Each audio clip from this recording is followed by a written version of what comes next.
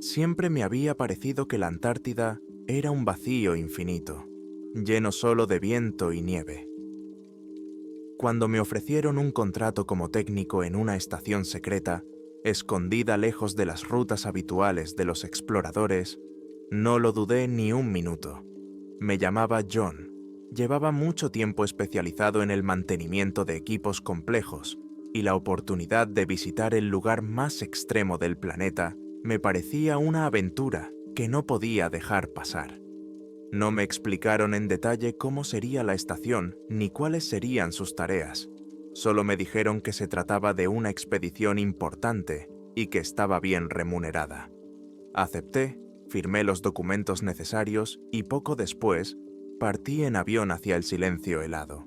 La estación estaba situada en el interior del continente, lejos de las bases costeras, donde suelen llegar los investigadores de diferentes partes del mundo. Volamos durante varias horas sobre el espacio blanco, sobrevolando interminables campos de hielo y rocas.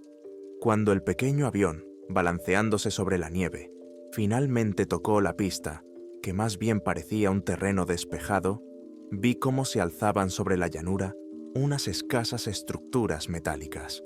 No había ni rastro de vida, solo unos hangares, un edificio principal con forma de cúpula y un par de máquinas con orugas. El frío penetraba incluso a través de la gruesa chaqueta. Daba la sensación de que el tiempo se había detenido y de que todos los sonidos eran amortiguados por ese mar blanco infinito. Me recibió Michael, el jefe del departamento técnico. Era un hombre taciturno, con el rostro arrugado y grisáceo, y la mirada severa. Me acompañó al interior del edificio de la estación y me explicó que yo trabajaría en la reparación y el diagnóstico de los equipos que se encontraban bajo tierra, más concretamente bajo el hielo, para lo cual se habían construido túneles especiales. Observé que había mucho equipo caro y que el ambiente se parecía más al de una base militar que al de una estación científica normal. En los pasillos había cajas con marcas incomprensibles y las puertas de muchas habitaciones estaban cerradas con llave y precintadas. Pregunté qué hacíamos exactamente, pero Michael se limitó a responder: «Usted debe seguir las instrucciones, vigilar el equipo y no hacer preguntas innecesarias». El edificio de la estación tenía varios niveles. En el nivel superior había habitaciones, una cocina y un pequeño laboratorio. Más abajo, a través de un sistema de trampillas y pasillos, se descendía a unos túneles excavados en el espesor del hielo. Me sorprendió la complejidad de la infraestructura. Resultó que allí vivían solo 10 empleados, cada uno con su tarea. James, especialista en energía; Kevin, responsable de las comunicaciones; Lucy, bióloga de formación, que se ocupaba de las muestras de hielo y de microorganismos. Además, había un par de personas del servicio de seguridad y, por supuesto, Michael. Todos parecían un poco tensos, como si entre ellos reinara no tanto la desconfianza como una especie de cautela secreta. Era como si cada uno supiera solo su parte y se esforzara por no entrometerse en los asuntos de los demás. Durante la primera semana estudié los esquemas de cableado, los generadores y el sistema de ventilación. Apenas tenía tiempo libre. Me sorprendió la cantidad de antenas y sensores que se adentraban en el espesor del hielo. Cuando intenté preguntarle a Kevin para qué servían esos sensores, me respondió que servían para monitorizar las fluctuaciones y estudiar las capas geológicas, y que él no sabía nada más. Era evidente que no decía toda la verdad, pero no insistí más. A los pocos días, por las noches, empecé a oír ruidos extraños. Al principio pensé que eran los habituales crujidos del hielo. Es sabido que las capas de hielo se mueven emitiendo profundos gemidos, pero estos ruidos me parecían diferentes, como vibraciones amortiguadas que venían directamente de abajo, de debajo de los cimientos de la estación. Intenté compartirlo con James, pero él lo descartó, aconsejándome que me pusiera los auriculares y no me preocupara. En la Antártida se ven muchas cosas, sobre todo cuando el cerebro está cansado. En el fondo, quería ignorarlo, pero dentro de mí crecía la inquietud. Poco después, en mitad de la noche, me despertó una fuerte sacudida, como un pequeño terremoto. Aquí tenemos suelos bastante resistentes y el perímetro está reforzado, pero sentí claramente cómo se balanceaban los objetos y crujían las paredes. Salí corriendo al pasillo, donde ya estaba Michael, mirando a su alrededor. Al instante siguiente, el pasillo se estremeció y oí un ruido sordo en lo profundo de los túneles, que se asemejaba a un rugido lejano. Michael y yo nos miramos asustados. Él ordenó a todos que se reunieran en la sala común, donde teníamos un aparato para registrar la actividad sísmica. En la sala común había varias personas, todas observando atentamente las lecturas. Vi cómo saltaba el gráfico en la pantalla. Michael, frunciendo el ceño, dijo que esos picos se habían producido antes, pero que eran poco frecuentes y se atribuían principalmente a movimientos glaciales. Pero un golpe tan fuerte no era normal. Aún más extraño era que los aparatos indicaban que el origen de las vibraciones se encontraba a poca profundidad, en el propio hielo, y no en el suelo bajo el glaciar. Era como si las vibraciones provinieran de algún lugar dentro del espesor del hielo. Esto suscitaba aún más preguntas. Pasaron un par de horas y la sacudida no se repitió, pero todos estábamos en alerta. Michael ordenó que se comprobara el buen funcionamiento del sistema, especialmente los sensores de monitorización de profundidad. A mí me tocó inspeccionar el sector B, donde se encontraba uno de los principales bloques de sensores. Por la noche, a la luz de una linterna, bajé al túnel y caminé por el frío pasillo excavado en las profundidades del hielo. En algunas partes de las paredes había trozos de roca oscura congelada, mientras que en otras el hielo era completamente transparente, como si se pudiera ver a través de él a varios metros de profundidad. El espectáculo era fascinante, pero también espeluznante. Detrás de la barrera transparente había una profundidad infinita, y uno se sentía como un insecto moviéndose dentro de una enorme cueva de hielo. Al acercarme al bloque de sensores, comencé la comprobación. Nada especial, los indicadores estaban dentro de los límites normales, los contactos intactos, la alimentación funcionaba. Y entonces, de repente, sentí una ligera vibración bajo mis pies, como un pulso, un golpe lejano. Miré a mi alrededor. Silencio. Sin embargo, mi corazón se aceleró. Sentí claramente que algo golpeaba el hielo desde abajo. Me incliné, apoyé la palma de la mano en la fría pared y, al límite de la audición, percibí un sonido lejano y amortiguado, similar a un zumbido que se convertía en un chirrido. El hielo bajo mi mano parecía temblar ligeramente. Me invadió un miedo pegajoso. Rápidamente recogí los instrumentos, salí corriendo del túnel y volví arriba, donde le conté a Michael lo que había sentido.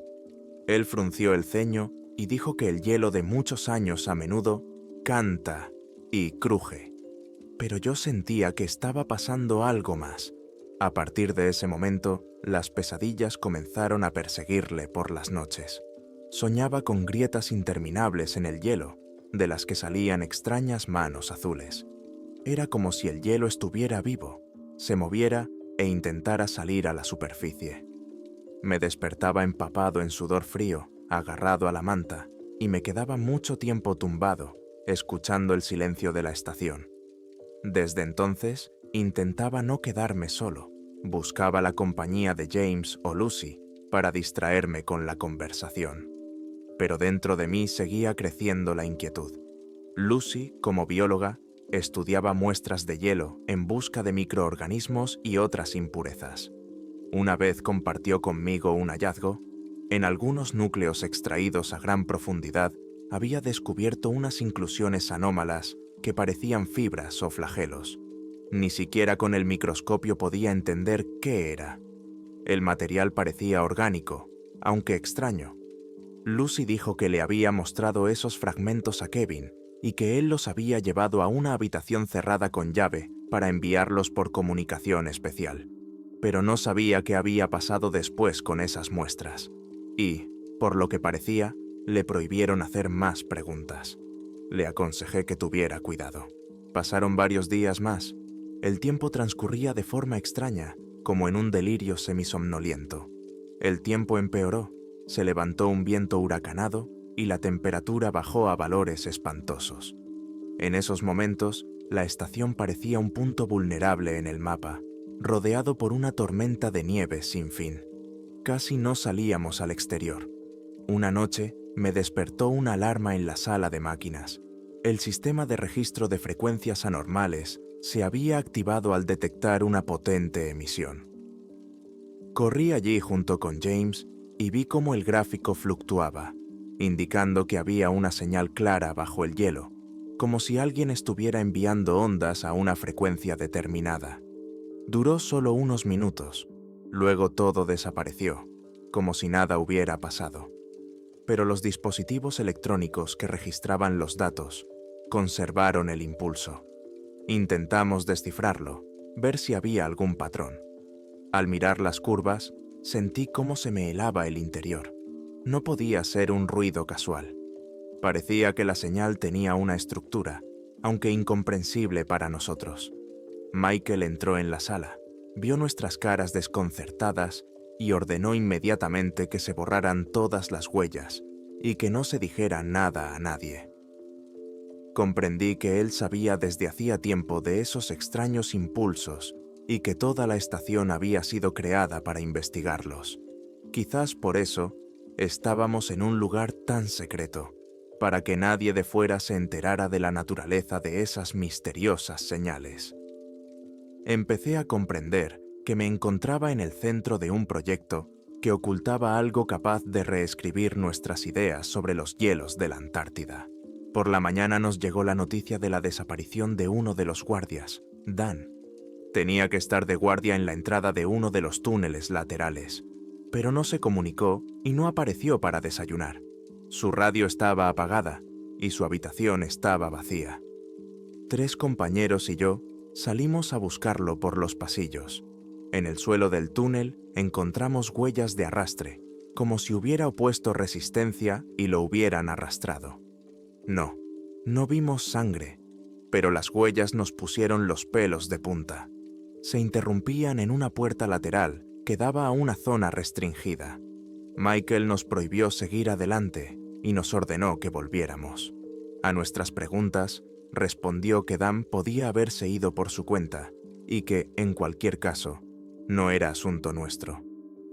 Vi el miedo en los ojos de Michael, aunque intentaba ocultarlo.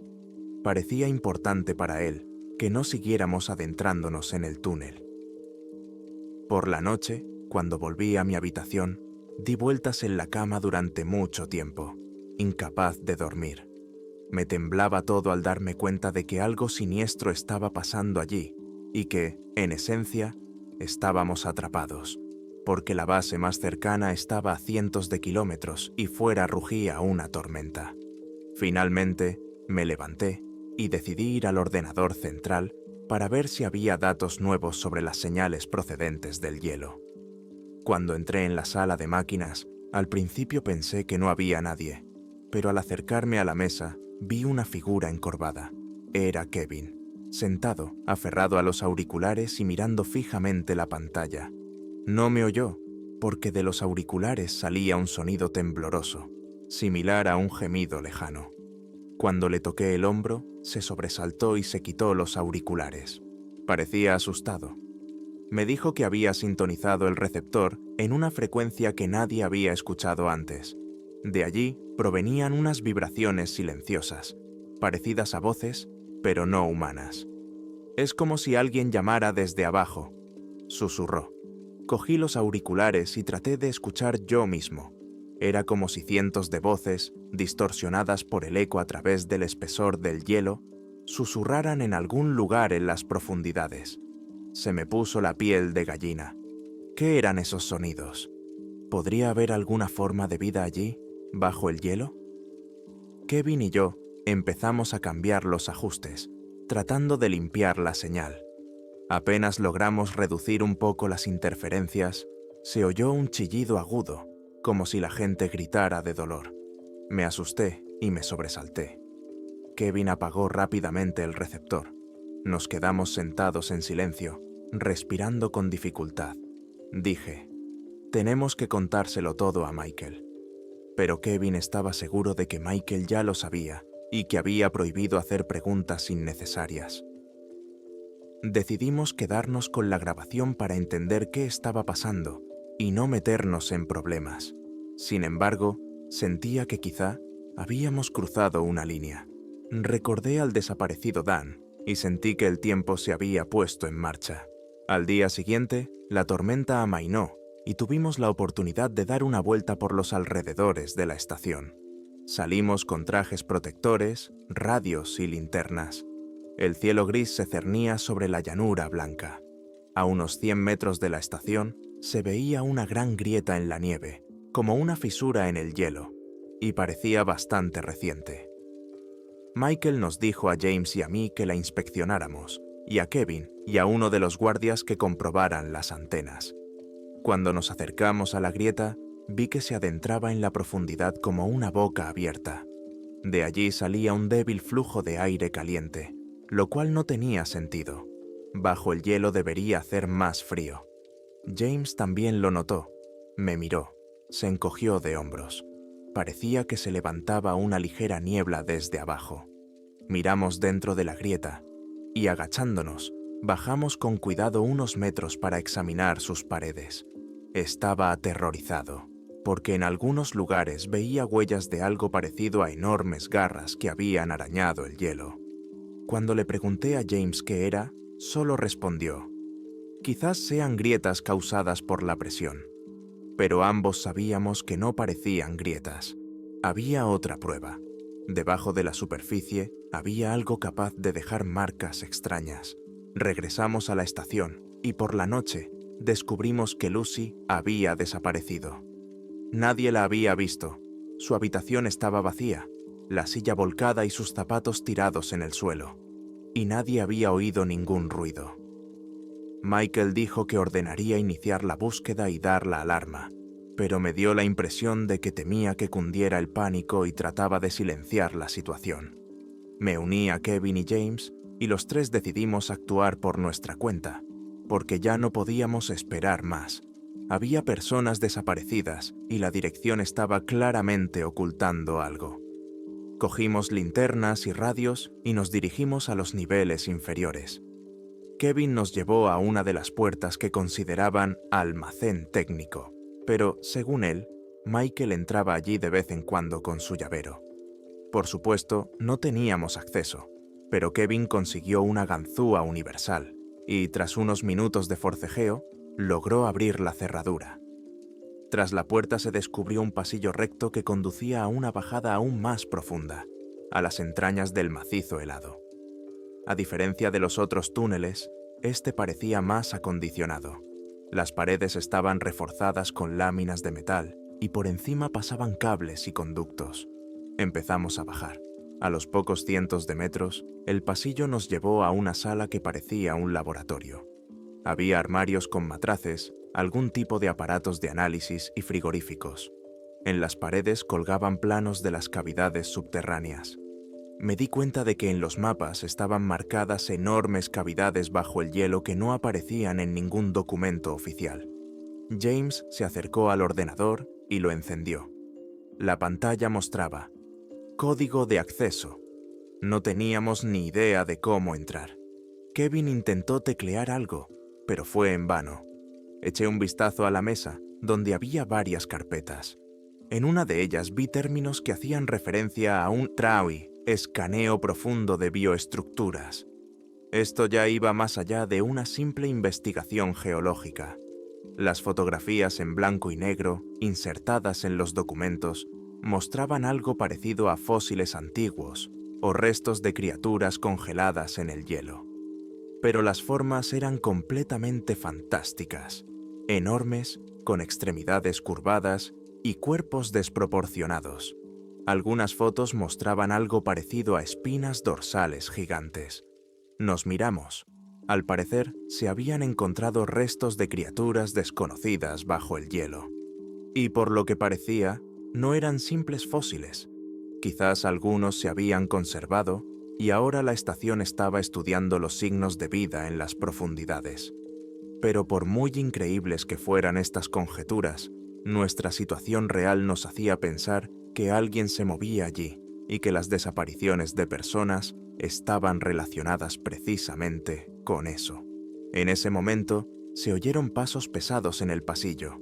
Apagamos la luz y nos escondimos detrás de los armarios. Michael entró en la habitación con otro guardia, llevando las pertenencias de alguien. Al principio pensé que eran las cosas de Lucy. Oímos su conversación. Michael decía que los ejemplares se habían vuelto más activos y que había que acelerar la investigación urgentemente, antes de que ocurriera una catástrofe. El guardia preguntó qué hacer con el resto de los empleados, a lo que Michael respondió bruscamente que había que mantenerlos en la ignorancia. Luego salieron. Nos quedamos sentados, completamente paralizados, esperando a que sus pasos se apagaran. Después de eso, decidimos seguir adelante, aunque era terriblemente aterrador. ¿Por qué? Esperábamos encontrar a Lucy y Dan, si es que estaban vivos. Tras atravesar otro pasillo, llegamos a una sala muy amplia, con el suelo de rejillas metálicas. Debajo de ustedes había hielo tan transparente que podían ver los agujeros que se adentraban en la profundidad. La sala estaba iluminada por una luz rojiza y tenue, y aquí y allá había aparatos que parecían equipos de perforación. En esencia, aquí se estaba llevando a cabo una perforación y extracción de hielo a gran escala. Nos acercamos al borde y nos dimos cuenta de que parte de la rejilla se podía quitar, dejando acceso a un pozo hacia abajo. De allí provenía un olor débil y desagradable, una mezcla de podredumbre y frío, si es que eso es posible. James se inclinó y alumbró con la linterna a través de la rendija. Vimos que en el espesor del hielo se distinguían unas sombras enormes. Apenas pude distinguir las siluetas. Parecían formas alargadas, como gusanos gigantes o extremidades entrelazadas. Parecía que todo estaba dentro del hielo y se extendía por decenas de metros. En algunos lugares del hielo distinguí burbujas de un líquido oscuro. Estaba literalmente temblando de miedo. Kevin, tembloroso, susurró: «Esto no puede ser real». Oímos un ruido. Un gemido salió de la cabina contigua. Avanzamos lentamente y descubrimos que había una cámara parecida a una prisión, y detrás de la reja había personas tiradas en el suelo. Entre ellas reconocí inmediatamente a Lucy y Dan. Estaban inconscientes y atados. Quería correr hacia ellos, pero Kevin me detuvo, indicándome que había otro guardia armado sentado en una esquina. Apagamos las linternas y esperamos a que se marchara, pero se quedó allí, mirando el monitor. Entonces, decidimos arriesgarnos. James lo distrajo lanzándole una llave inglesa al otro lado de la sala. El guardia se levantó y fue a ver qué pasaba. Nos acercamos sigilosamente por detrás y Kevin le golpeó en la cabeza con la llave de tubos. El guardia se derrumbó. Abrimos la cámara y rescatamos a Lucy y Dan. Apenas respiraban, pero estaban vivos. Lucy, al recuperar el conocimiento, contó entrecortadamente que Michael y otras 2 personas la habían atrapado cuando descubrió algo en las muestras de hielo. Llevan a sus empleados sobrantes a esa cámara para que no estorben. Dijo que había oído a alguien de la dirección hablar de fragmentos que cobran vida y que se mueven en condiciones especiales. Dan confirmó sus palabras. Mencionó unos seres extraños bajo el hielo, como si una parte de un organismo enorme estuviera empezando a despertar. Decidimos huir porque entendimos que quedarse en la estación significaba ser capturados y muy probablemente desaparecer. El problema era que solo había una escalera principal que daba al exterior, donde estaban de guardia los guardias de Michael, pero no podían quedarse en esa parte de la estación, así que nos adentramos aún más, suponiendo que allí podría haber una salida de emergencia. Era extraño, pero ahora no nos abandonaba la sensación de que los propios pasillos respiraban y el hielo a nuestro alrededor temblaba. Salimos corriendo a una enorme cueva que, al parecer, había sido excavada a propósito. En el centro había un enorme pozo cilíndrico que se adentraba en la profundidad, por donde descendía un enorme ascensor. Desde abajo provenía un extraño resplandor azulado y pulsante. Se me ocurrió que quizá allí se encontraba el objeto principal de la investigación. Dan, que ya había recuperado un poco el sentido, dijo que lo habían llevado a través de esa sala. Había oído a Michael mencionar la cavidad inferior, donde se encontraba parte de esas antiguas formas de vida, y que habían comenzado a mostrar actividad, enviando señales al exterior. Al parecer, los responsables estaban tratando de registrar y comprender ese lenguaje. Temblando de miedo, decidimos bajar en el ascensor, porque si había una salida de emergencia, era posible que al final de esos pozos hubiera un túnel hacia la superficie. Cuando pulsamos el botón, el ascensor chirrió lentamente y comenzó a bajar. Las paredes a nuestro alrededor rezumaban hielo y humedad negra. Desde abajo se percibía cada vez más ese olor repugnante. Me parecía que el aire se espesaba y se pegaba a la piel de forma palpable. Cuando el ascensor se detuvo, nuestras linternas iluminaron una enorme cueva. Por las bóvedas se extendían protuberancias parecidas a gigantescos carámbanos, y en la profundidad brillaba un líquido que se deslizaba por las cavidades heladas. Pero lo más importante era que vimos que en el centro de la cueva había unas estructuras majestuosas y espeluznantes que parecían los restos de cuerpos enormes. Los lugares donde la capa de hielo se había derretido parcialmente dejaban al descubierto fragmentos de tentáculos o extremidades gigantes. Algunas de ellas temblaban ligeramente, como si estuvieran convulsionando. Era una escena de locura.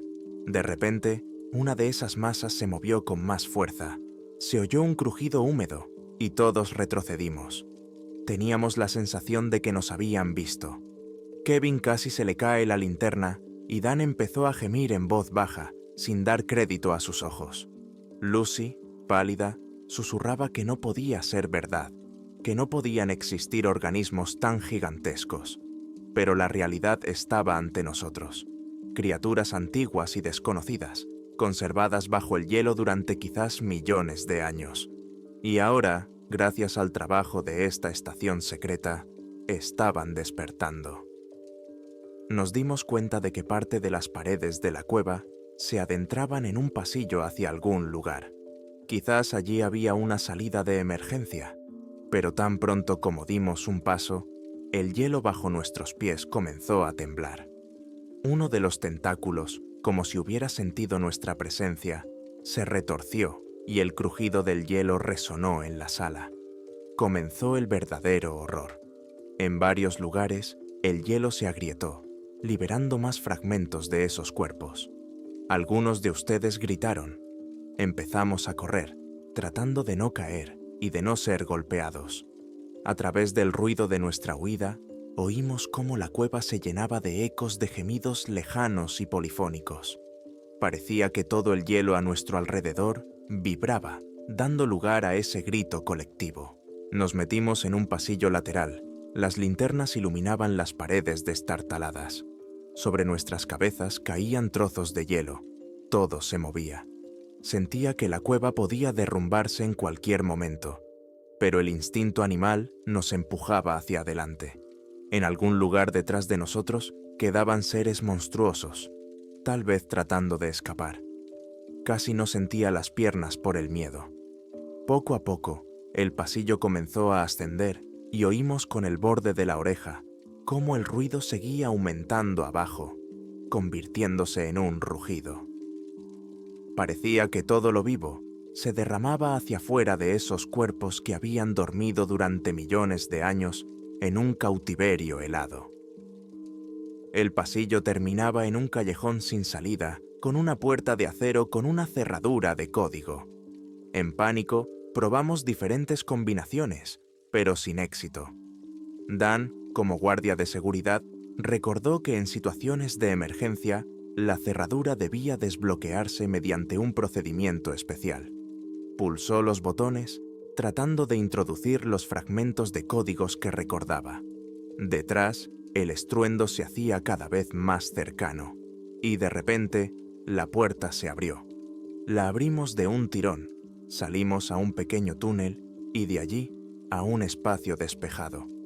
Resultó ser una salida de emergencia que daba a la superficie, pero estaba camuflada como un almacén de nieve.